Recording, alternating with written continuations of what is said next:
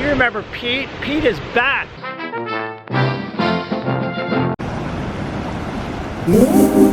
I wish I could get everything. Nice shadows along those rocks there. Being as I'm in California, I think that's what I want to catch, that iconic California spot right there. The reds play off the blue greens in the water really nicely, so. Yeah. You know, it's like situations like this where I'm always stuck. Oh, all these rocks here. Yeah, yeah. Do you mean like as far as putting detail for those rocks in the foreground is tricky? Like how much, like so that you're not like putting all the little highlights on the rocks? Exactly. Yeah, I mean the way I approach that is typically is just one solid color. Right. But with one solid color, do you do a variation in that color or literally just one solid color?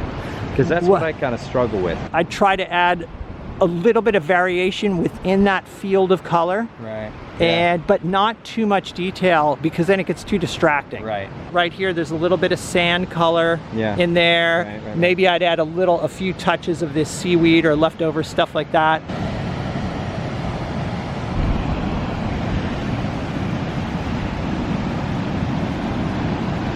All right, so my usual setup, I've just got some random brushes here, mostly synthetic flats.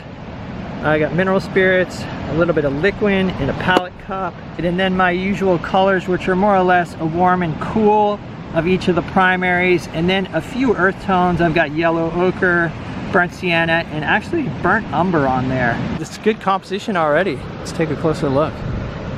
Yeah, so what are you using to block in your shadows? What color's there? Put a little bit of umber in it with ultramarine blue and some red, cadmium red. Just darkened it up.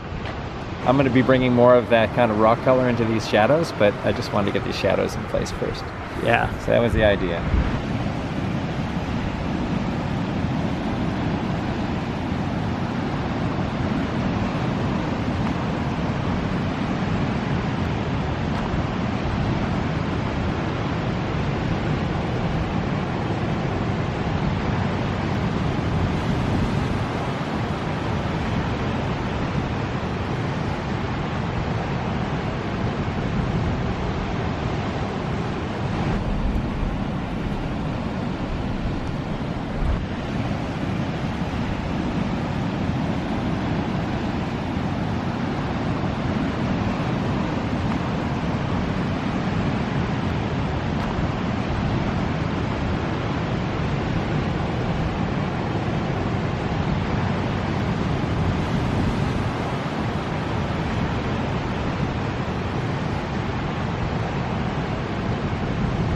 Let's go see how Pete is doing over here.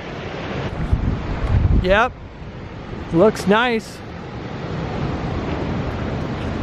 Yeah, it looks great. See that, all that sky didn't turn out to be a problem at all. I think that totally works. I abandoned the idea of trying to capture exactly what that sky was doing and just try to, with the brush strokes, just bring energy into it, have some fun with it, bring some different color, mix it up, and it came out pretty good. I like it. Yeah, I think it looks really good. And again, this is an example of where like a good composition, you know, that's it. You're yeah. That's so key. It's turned out to be okay. I feel like the ocean is too saturated. No.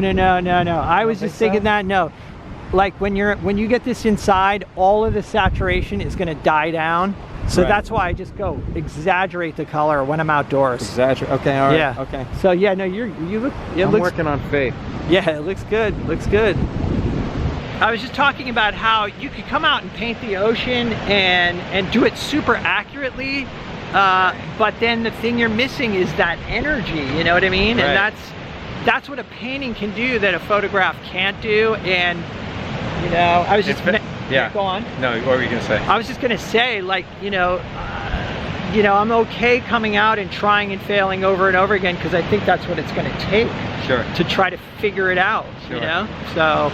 But really, to like emphasize the idea that a photograph can't catch it, and increasingly because we all have phones in our pockets with, you know, wonderful resolution and whatnot, but it's almost like everybody's training their eyes to to take a picture and think that that's an accurate representation. Right. But the colors are never right. No, and the resolution is so high that you're not actually catching the action. Yeah, well, exactly. Like take a picture of the ocean, and then stand here and look at it, and you see all that motion, all that energy, all that, the color in the illuminated waves. It's like you can't even come close. So that's basically, you know, every time. That's why painting plein air seascapes is a way to go, because if you're painting from a photograph, you're just not going to get that same inspiration. No way. When you're standing in front of the real thing, you're just freaking humbled by the beauty of the colors and the motion and all that stuff. So anyway,